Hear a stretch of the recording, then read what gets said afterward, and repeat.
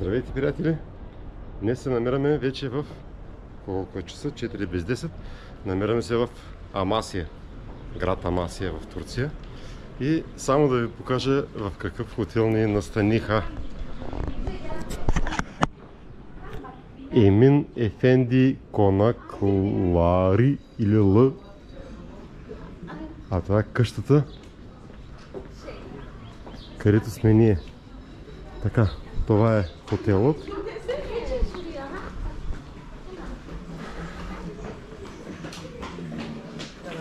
Добър ден!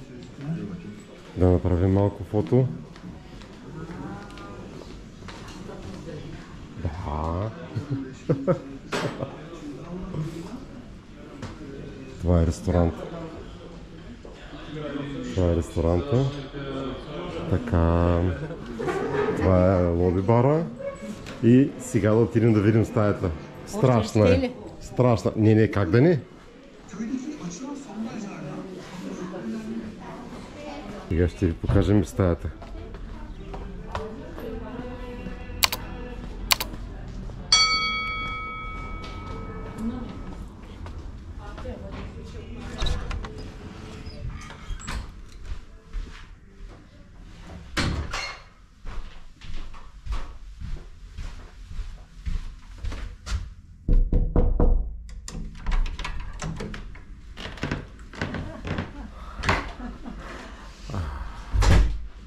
Вижте стаята.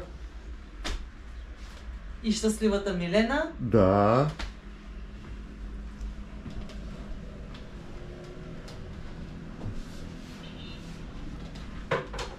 Имам чувство, че се намирам във възрожденска къща в Копривщица. А какво се вижда от терасата? Какво не? Значи, града е смесица от визията на Габрово и къщите на Боженци. Да, точно. Нещо такова. Нещо средно като етнографските музеи.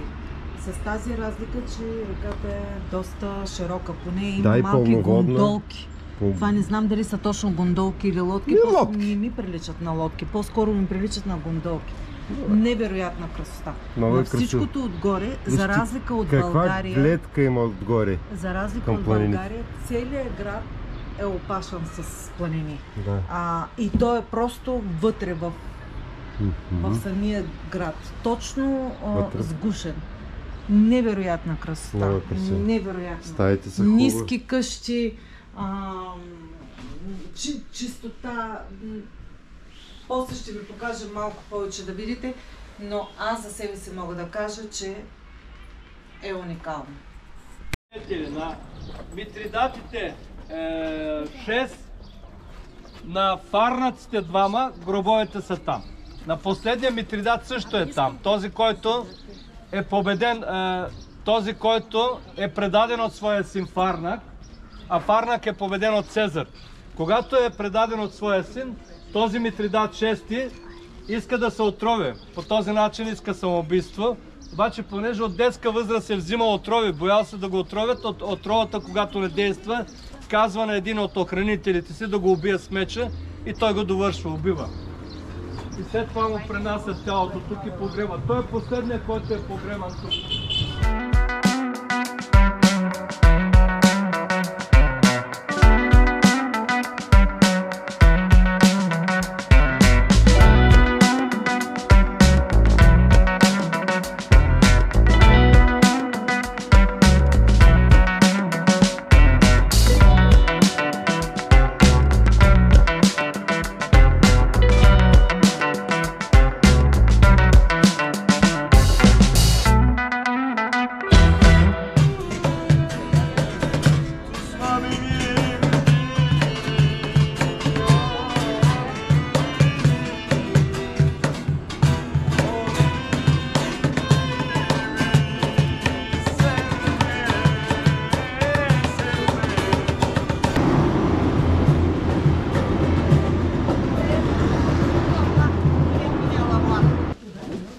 Първо да ви разкажа за къщите, след това ще мина за султаните.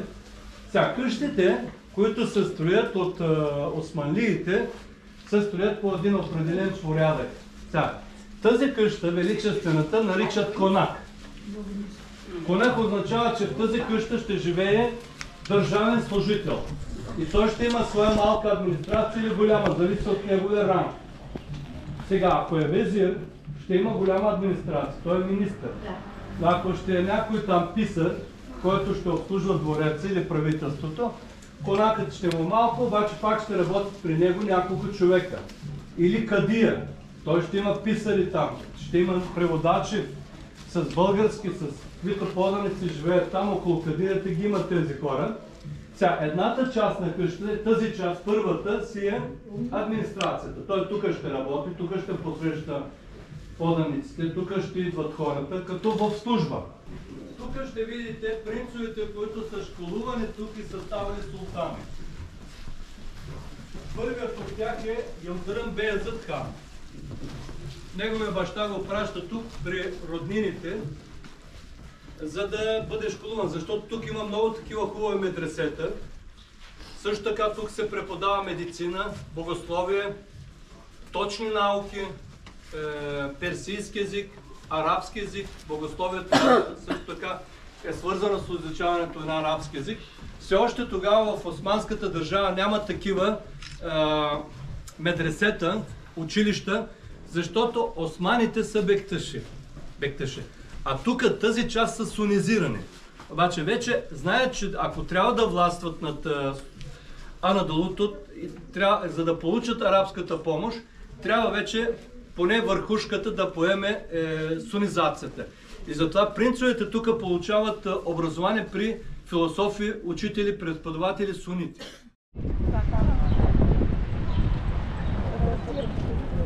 Ти купи? Аз?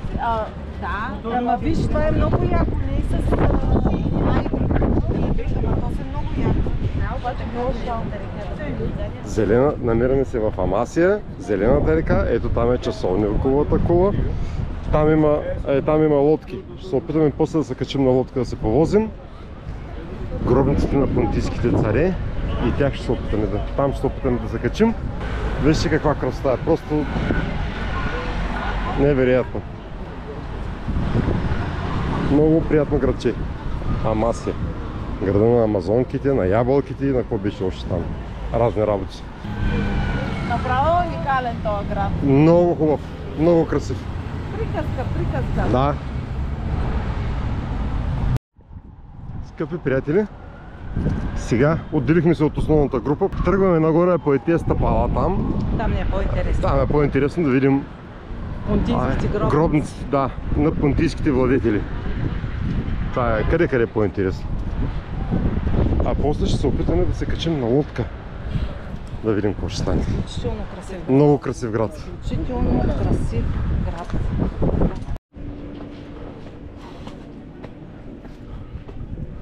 Тръгваме нагоре по стълбите.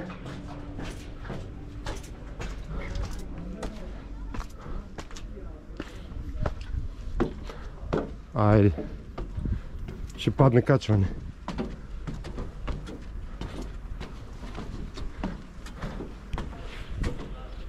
Ще се видим горе. Това тук е било хамам, т.е. баня. И сега продължаваме нагоре.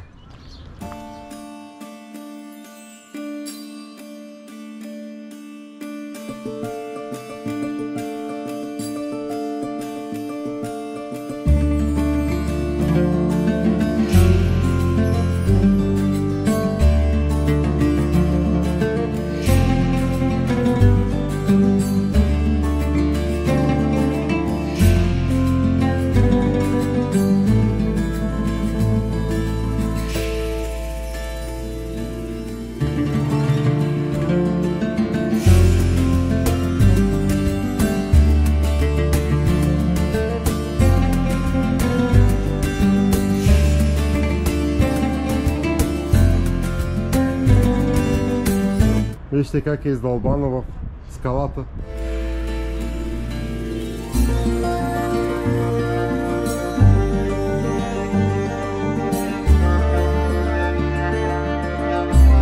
Казват, че вечер това нещо се осветява и било невероятно красиво.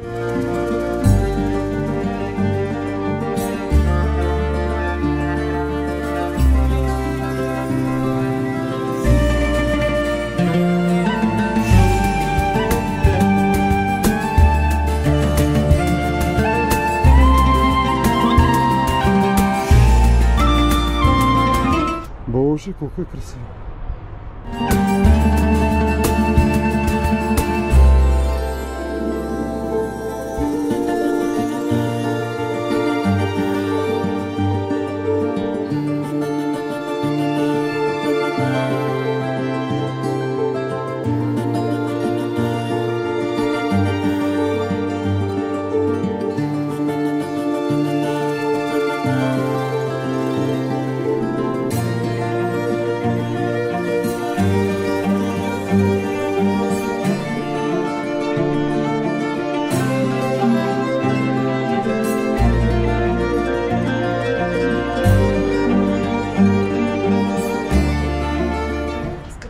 Когато бяхме на екскурзията в Ефес, в един от дните на полусието на река Далян бяхме видяли ликийски гробници, бяха ни ги показали, даже имаме снимки оттам, но бяха доста далече и сега, без изобщо да знаем, че са точно... Ние знаехме, че има ликийски гробници.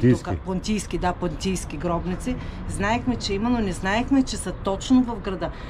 Представете си само да живеете там долу и всяка сутрин, като се събуждате, от едната страна да ви е скалата, от другата страна да гледате гробниците, а отпред вас да е реката. Просто не знам. Невероятно място за градче. Сигурно има много по-прекрасни от Амасия. За мен това е вълшебно място. Вълшебно. Много красив град. Значи, мечтата ми беше да дойда и да видя Сомела. Видях Сомела, хареса ми, но не е това, което очаквах. Изненадата е Амасия. Сега отиваме да видим другите.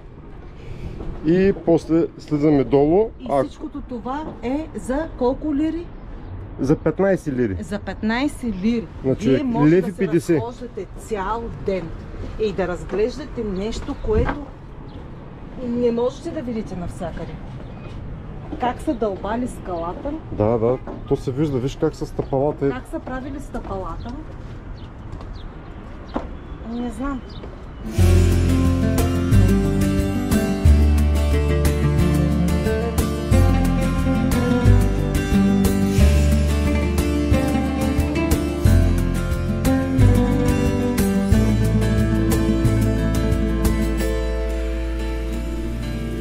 Хайде, Миленче, снимаме за National Geographic. Да. Или за Discovery Channel.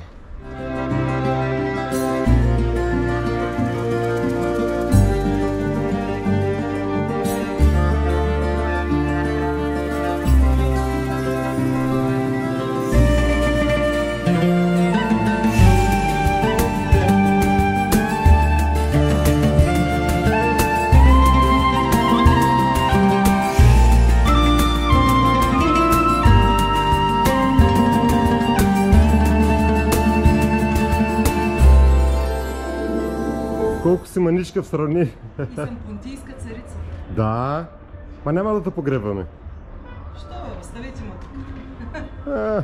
Да мъчиш хората. Само се обърна. Погледнете, красота. Колко пъти става го снимам? Супер.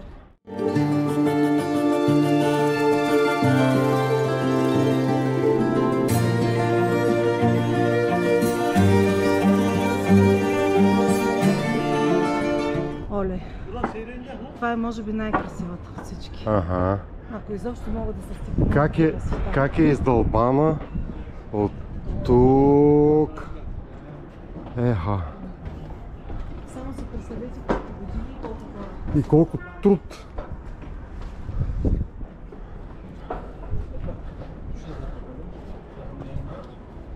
За един владетел. А надолу, ето. Пропаст. Между другото, това, което ми казаха е, че Амасия е била много трудна за завладяване. Тези планини са й помагали изключително много.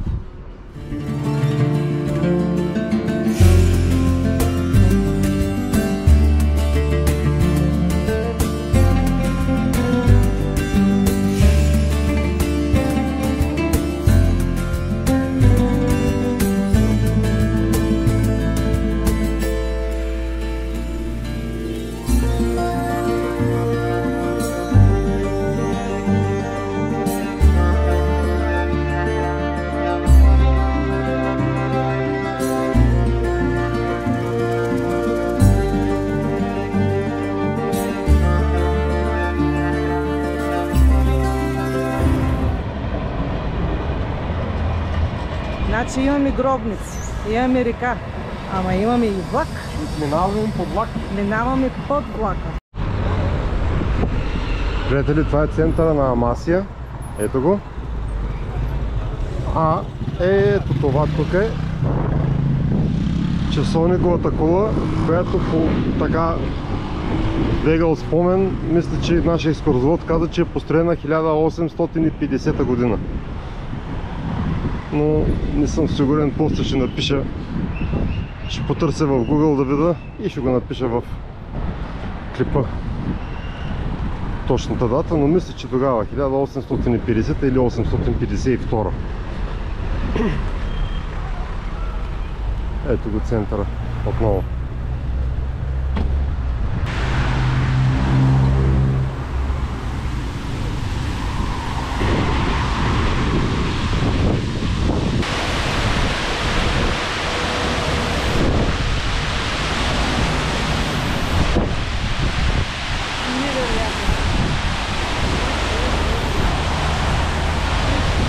Красиво бе!